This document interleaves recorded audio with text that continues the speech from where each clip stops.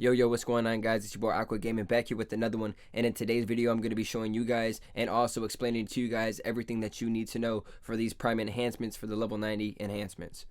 Now, the first thing that you guys do need to know is if you guys look down here, you can see that you guys can use all these type of enhancements for the levels, but if you actually pay attention, it tells you how much XP that you get for each one that you actually use.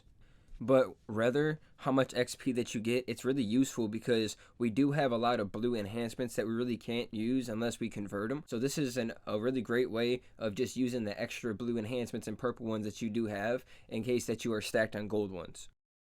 Now, this new mechanic is really helpful because as you can see, you can level up your critical hit stats, your max HP, your max armor, leg armor piercing. Like, there's a bunch of stats within this new mechanic that you can level up that's really useful. It's kind of just like Genes, but the only difference between Genes is obviously that they use different mats and different percents of how much stats that you get. And since we're already talking about stats, if you guys haven't already, go check out my how to get guaranteed purple stat video. It's going to be on the top right of this video. Should be popping up right now.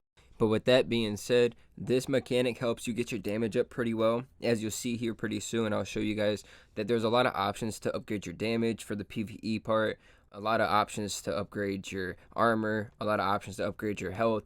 So overall, I really do fuck with this little mechanic that they did add because it's going to help us out tremendously. Like, just like the armor piercing buffs for the Trapdoor buffs, those helped us out a lot.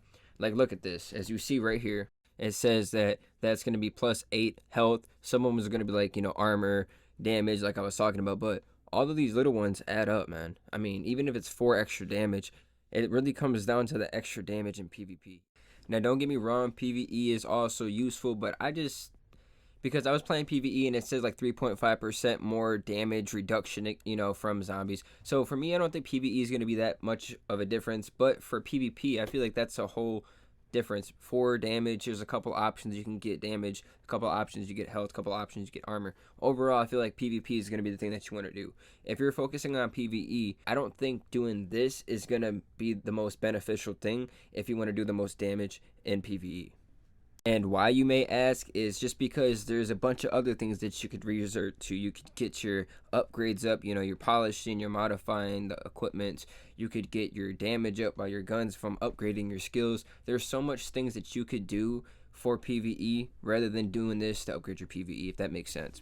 But don't get me wrong, it's still useful if you want to upgrade it on the side. It is going to come in handy, but I just don't feel like it's more important than all the other things that we have to do before this. So don't get too focused on this stuff. Always make sure that you're upgrading your other things first. Now, if you guys didn't know where to get the mats from, you can really only get them in the daily missions, besides being a pay-to-win player and having to spend gold and also RC.